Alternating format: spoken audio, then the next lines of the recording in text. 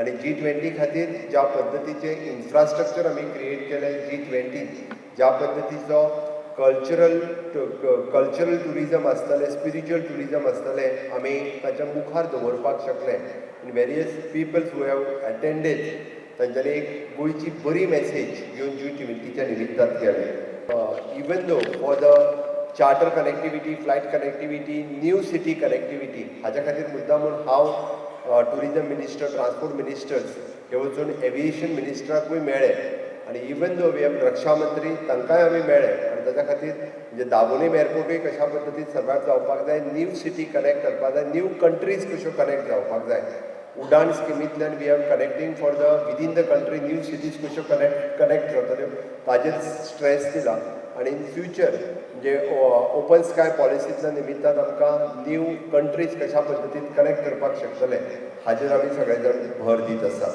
We are on record as a government. Traditional businesses will remain with traditional goals only. There is no second thought about it. But it has to be regulated. This is only our request.